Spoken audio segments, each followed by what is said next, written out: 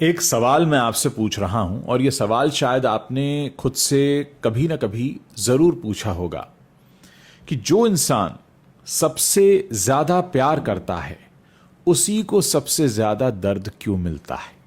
जो सबसे सीधा होता है उसी को सबसे ज्यादा झुकाया क्यों जाता है। और जो सच्चा होता है उसे ही धोखा क्यों मिलता है। अगर यह सवाल आपके दिल के किसी कोने में है तो अगले कुछ मिनट मेरे सिर्फ आपके लिए।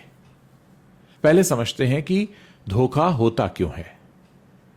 हम सोचते हैं कि धोखा देने वाला बुरा इंसान होता है, कभी कभी होता भी है, लेकिन ज्यादातर मामलों में धोखा बुराई से नहीं, कमजोरी से आता है, आपकी कमजोरी से। जो इंसान खुद से ईमानदार नहीं है वो दूसरों से कैसे होगा, और जो अपने डर को स्वीकार नहीं कर सकता वो सच बोलने की हिम्मत जुटाएगा कैसे। जो खुद को ही नहीं जानता वो दूसरे का दिल क्या समझेगा। धोखा अक्सर एक कमजोर इंसान की वो प्रतिक्रिया होती है जो सच का सामना नहीं कर सकता। एक किताब में मैंने कहीं पढ़ा था कि प्यार एक कला है और जो इस कला को नहीं जानता वो चाहे कितना भी दावा करे वो प्यार कर ही नहीं सकता। जिसने प्यार करना नहीं सीखा वो धोखा नहीं देता, वो बस प्यार की नकल करता है। और नकल जो होती है ना, ये एक दिन टूट जाती है, नकल अकल पर भारी पड़ जाती है। अब आते हैं उस इंसान की बात पर जो सहन करता है। सीधा इंसान, अच्छा इंसान, जो किसी को दुख नहीं देना चाहता, जो रिश्ते बचाने के लिए खुद को घिसता रहता है, किसी तरह संभल जाए सब। यह इंसान धोखा खाने के बाद भी चुप क्यों रहता है, क्यों ये माफ कर देता है, ये बार बार मौके क्यों देता है गलती करने के। 3 कारण हैं और ये तीनों ही कारण बहुत गहरे हैं। पहला कारण है डर। यह डर नहीं कि सामने वाला करेगा क्या, यह डर है अकेलेपन का डर। यह डर है कि अगर यह रिश्ता नहीं रहा तो क्या बचेगा। यह डर है कि शायद मेरी ही गलती होगी। सीधे लोग अक्सर क्या करते हैं, पहले खुद को ही दोषी मान लेते हैं। यह एक सबसे बड़ा कारण होता है। दूसरा कारण संस्कार। हमें बचपन से सिखाया गया है माफ करना बड़प्पन है, रिश्ते निभाओ, थोड़ा सहन करो। यह संस्कार बड़ा सुंदर है सुनने में, लेकिन जब यह सहनशीलता की जगह आत्मसम्मान को भी दफन करने लगे तब यही संस्कार जहर बन जाता है। तीसरा कारण है प्यार का भ्रम। सीधे लोग ये मान लेते हैं कि मैं इतना प्यार करता हूं तो सामने वाला भी करता ही होगा। वो अपनी भावनाओं को दूसरे पर प्रोजेक्ट करते हैं और यही उनकी सबसे बड़ी गलती होती है। जो खुद को नहीं बचाता उसे दुनिया भी नहीं बचाती है। पहले आपको अपनी इज्जत करनी पड़ेगी। यह बात सुनने में थोड़ी क्रूर लग सकती है, लेकिन यह सच है। जब आप खुद के साथ जो हो रहा है उसे स्वीकार करते हैं, स्वीकार करते रहते हैं, तो आप सामने वाले को संदेश देते हैं कि ठीक है, तो वही करता रहता है, फिर आप उसे अलाउ करते रहते हैं, फिर एक क्रम बन जाता है। बौद्ध दर्शन में एक बहुत सुंदर अवधारणा है दोस्तों, करुणा की। लेकिन करुणा का मतलब है सबके प्रति दया। इसमें खुद भी शामिल हैं आप। जो खुद पर करुणा नहीं कर सकता वो दूसरों पर करुणा कर भी ले तो वो टिकती नहीं है।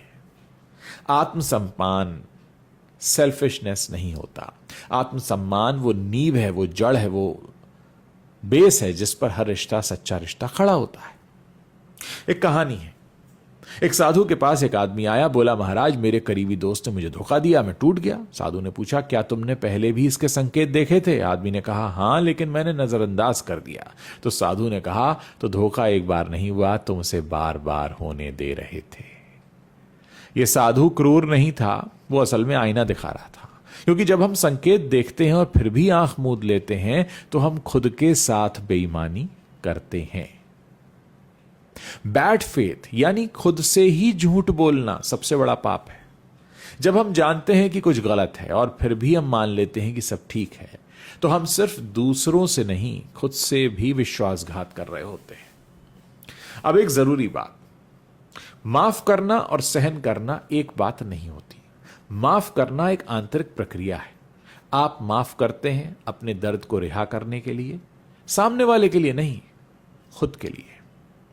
लेकिन माफ करने का मतलब यह नहीं है कि उस इंसान को फिर से आप वही मौका दें जो उसने खुद ही बर्बाद किया उस मौके को। घाव वहीं से रोशनी आती है। दर्द जो सिखाता है वो ज्ञान है, लेकिन उसी आग में बार बार हाथ डालते रहना वो बुद्धिमानी नहीं है।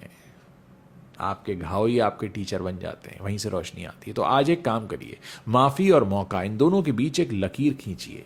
आप माफ कर सकते हैं, लेकिन हर बार मौका देना जरूरी नहीं है। आप सीधे उन लोगों से बात करें जो आपके आसपास ऐसे हैं। क्या इस बात को सुनने के बाद आप खुद को पहचान रहे हैं, खुद के अंदर झांक पा रहे हैं? आप अच्छे हैं, आपकी कमजोरी नहीं है, लेकिन अच्छाई को अगर आत्मसम्मान की बलि देकर जीना पड़े तो वो अच्छाई नहीं, फिर वो आपका भय है, वो आपका डर है। आप रिश्ते बचाना चाहते हैं, ये बड़ी सुंदर बात है, लेकिन जो रिश्ता सिर्फ आपकी चुप्पी से टिका हुआ है वो रिश्ता नहीं है, वो बोझ है, ये भी समझ लीजिए। आप प्यार करते हैं, एक ताकत है, लेकिन प्यार में अपना वजूद मिटा देना प्यार की खूबसूरती को खत्म कर देता है। दूसरे लोग तुम्हारे साथ क्या करते हैं ये उनका स्वभाव है, तुम उसके बदले में क्या करते हो ये तुम्हारा चरित्र है।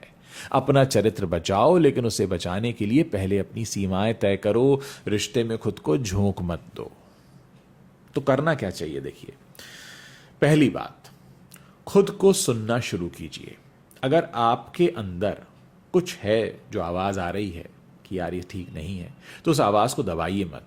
वो आवाज आपकी अंतरात्मा की है, वो रेड फ्लैग आपको दिखना शुरू हो गया है रिश्ते में।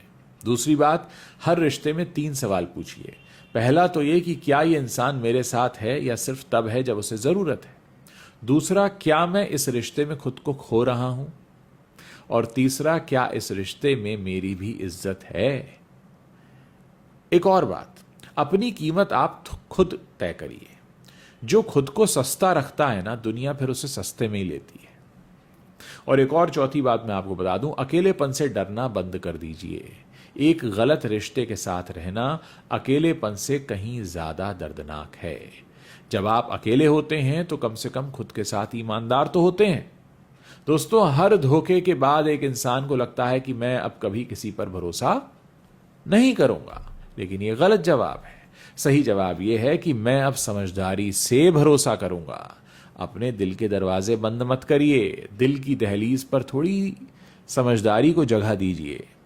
जो आपके लायक हैं वो इस दहलीज को पार करेंगे, जो नहीं है वो खुद ही चले जाएंगे। और याद रखिए, जो आपको छोड़कर गया उसने आपको नहीं खोया, उसने तो खुद को खोया, क्योंकि आप जैसे इंसान बार बार नहीं मिलते। अगर ये वीडियो आपके दिल को छू रहा हो तो एक काम जरूर कीजिएगा, किसी ऐसे इंसान के बारे में सोचिए जो अभी भी किसी रिश्ते में तकलीफ में है। और हो सकता है आपका ये जो वीडियो आप अभी देख रहे हैं वीडियो, हो सकता है उसे अपनी जिंदगी में कोई बड़ा फैसला लेने के लिए मदद करे। और साथ ही कमेंट सेक्शन में भी बताइए कि उस एक रिश्ते के बारे में आप बात करिए जिसने आपको सबसे ज्यादा सिखाया हो। नाम मत लीजिए, मैं समझ सकता हूं नाम नहीं ले सकते लोग, लेकिन एक सीख लिखिए जरूर। अपनी सीख साझा करना भी एक परोपकार है। कोशिश करेंगे कि हम आपको ये सिखा सकें कि खुद से प्यार करना बहुत जरूरी है, खुद का सम्मान करना जरूरी है। और याद रखिए कि आप जितना सोचते हैं आप उससे कहीं ज्यादा काबिल हैं। खुद की इज्जत खुद के हाथ में होती है ना, तो पहले स्वयं की इज्जत कीजिए। जब आप स्वयं की इज्जत करेंगे, जब आप स्वयं अपना ख्याल रखेंगे, तो दूसरे भी आपका ख्याल रखेंगे। और इस वीडियो को यहीं छोड़कर मत जाइए ऐसे ही स्क्रॉल करके, इसे किसी को भेज कर जाइए। हो सकता है दिमाग में जो बत्ती आपके जली है या इस समय आपको लगा है कि हाँ यार ये तो बात पते की है, तो हो सकता है इससे कई और लोगों का जीवन बदलने वाला हो। तो इसे यहां क्यों रोक रहे हैं? इसे आगे बढ़ाइए और लोगों को बताइए। कई बार सोच विचार हमारे मन के अंदर होते हैं पर हम उन तक पहुंच नहीं पाते। मेरी कोशिश है आपको अपने मन के अंदर आप झांकें, इसमें मैं मदद करूं। उम्मीद है आपको मेरी बात समझ में आई हो।